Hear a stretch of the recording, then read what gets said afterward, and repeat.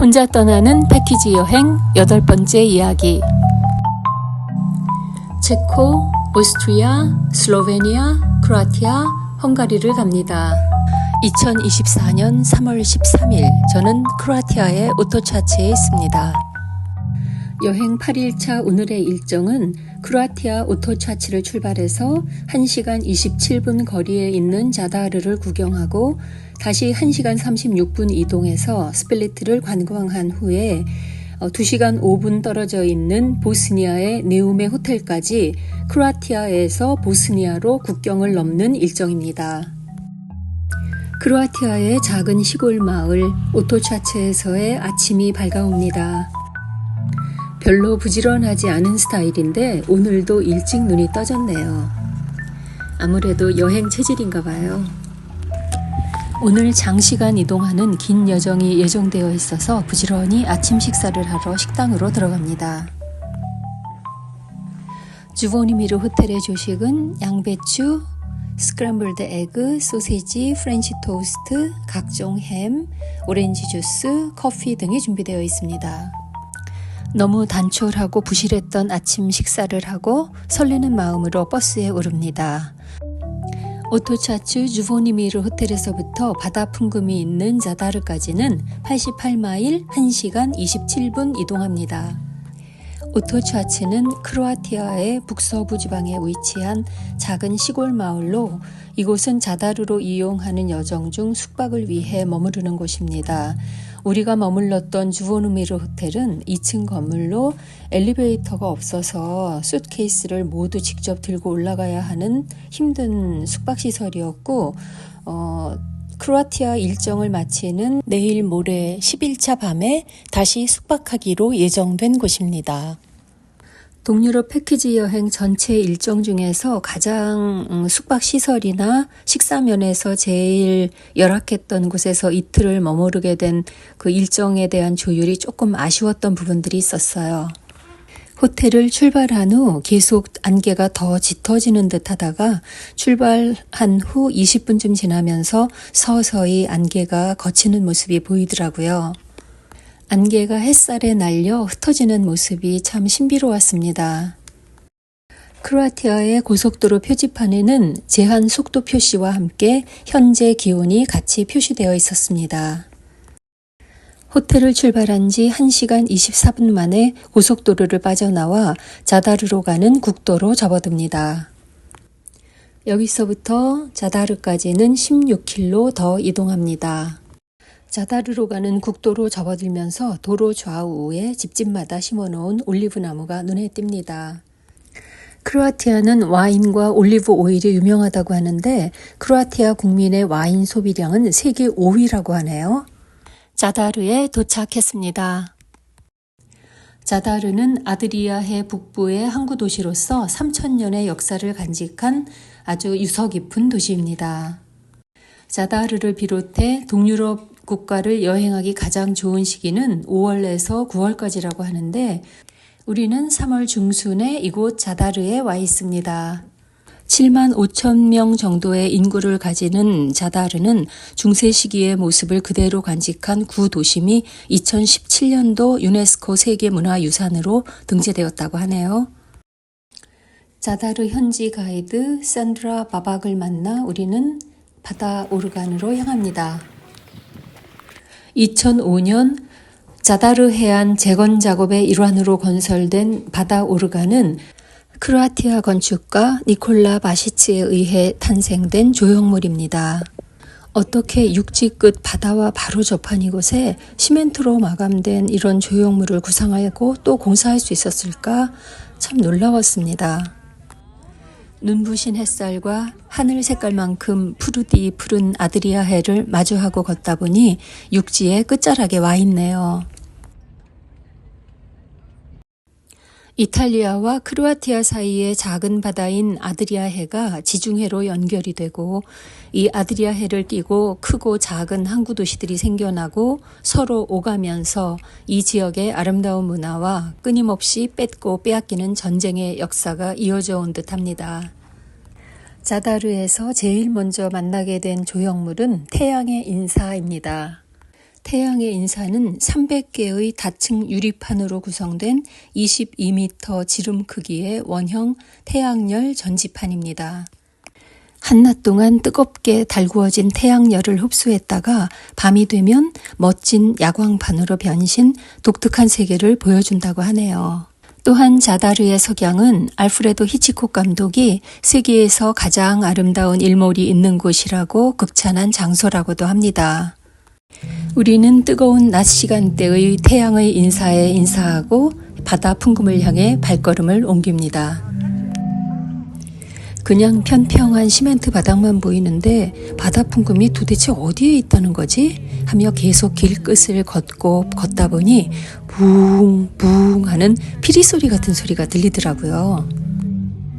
2005년부터 2008년까지 3년에 걸쳐 시공되어 완공된 바다 풍금은 70m에 걸친 총 거리에 놓여진 돌계단 아래에 위치합니다.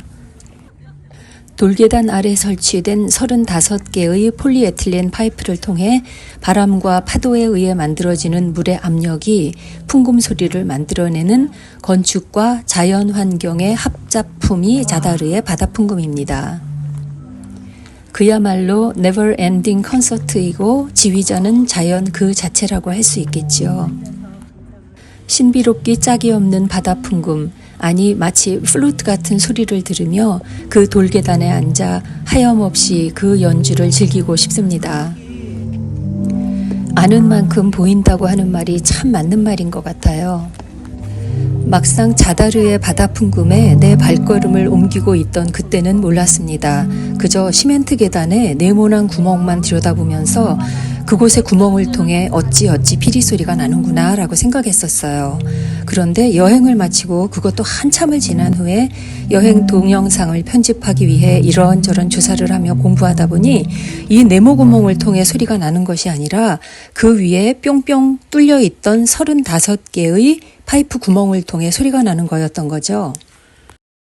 아무리 갑자기 떠난 패키지 여행이었다고 해도 기본적인 공부는 하나도 안 하고 사실 어디를 가는지도 잘 살펴보지도 않고 그저 두둥 동유럽에 발을 내디딘 저 자신을 탓할 수밖에 없더라고요. 바다 풍금의 원리를 미리 조금이라도 알고 갔었더라면 사진과 동영상 속에 그냥 얻어걸려 찍힌 자료 화면이 아니라 좀 더 좋은 결과물과 나의 참 좋았던 여행의 의미가 한층 증폭되었을 걸 하는 아쉬움이 남습니다. 바다 풍금에서 놓친 또 하나, 태양의 인사 그리고 바다 풍금을 향해 걸어 들어가다 보면 그 왼편에 시멘트로 만들어진 쭉 연결된 벤치가 있었더라고요. 그게 피아노 건반을 형상화해서 만들어졌지 뭐예요? 보아도 보지 못하고 들어도 듣지 못하는 것이 있음을 뼈저리게 실감한 하루였습니다. 자, 이제는 바다 풍금을 뒤로 하고 자다르 구시가지에서의 남은 일정을 소화하기 위해 발걸음을 옮깁니다. 성 도나투스 성당은 죽기 전에 봐야 할 건축물 1001가지에 선정된 자다르의 대표 건축물로 로마네스크 양식으로 지어졌고 현재는 미사가 진행되지 않고 공연 장소로만 이용되고 있다고 합니다. 고대 로마 구시가지의 광장인 로마 포럼을 지나다 보면 용도를 알 수 없는 유적 유물들이 그 흔한 설명도 없이 그냥 길에 놓여져 있습니다. 2000년 전 로마의 실제 도로도 드문드문 보입니다. 자다르의 올드타운은 식당과 상가가 질비하게 자리하는 공간으로 변해 있었고 우리는 거기서 시간을 잠시 보냅니다. 딱히 가볼 곳이 없었던 올드타운을 서성거리며 시간을 보내다 보니 바다 풍금에서 충분한 시간을 보내지 못한 아쉬움이 살짝 또 올라오더라고요. 패키지 여행에서 어쩔 수 없이 맞닥뜨려지는 상황이지만 여행 1차가 더해질수록 패키지 여행의 한계에 부딪히는 느낌을 지울 수가 없었습니다. 오늘의 점심 식사는 울라츠에 있는 호텔 포르토에 준비되어 있습니다. 매쉬드 포테이토, 생선, 디저트, 빵, 생선가스, 스파게티, 야채볶음, 햄버거 패리, 볶음밥, 녹상추, 양배추, 그리고 사과, 그리고 올리브 오일과 발사믹이 준비되어 있었습니다. 오후의 일정은 자다르를 떠나 스플리트를 관광하고 보스니아 국경을 넘어 네움의 호텔로 이동합니다. 여기서부터 스플리트까지는 141km, 1시간 40분 이동합니다.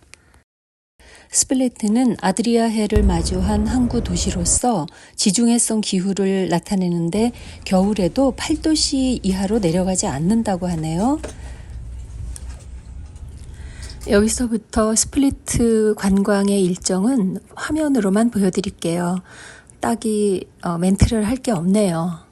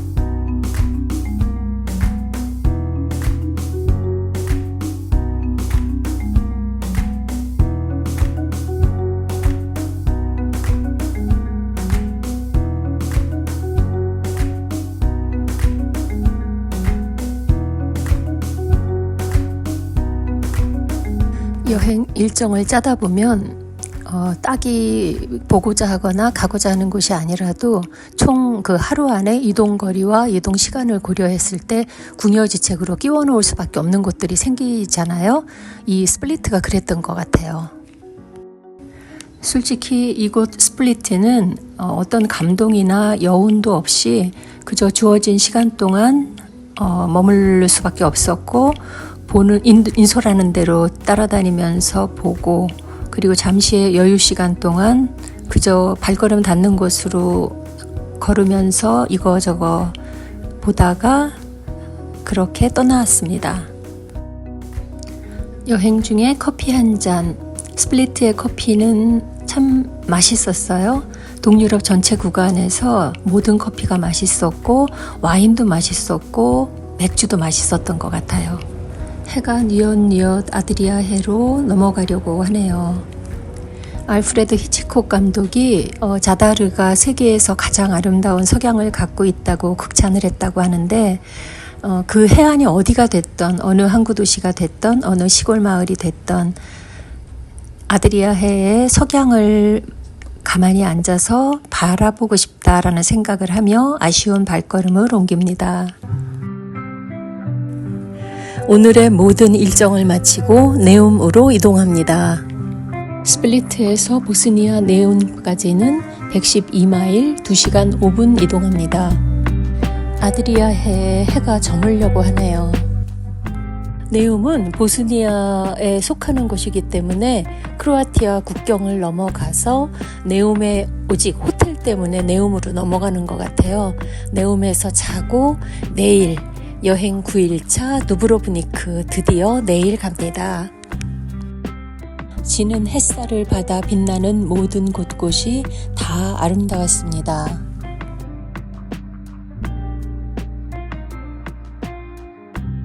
스플리트를 출발하여 2시간 15분 정도 이동한 후에 보스니아 국경에 도달했습니다.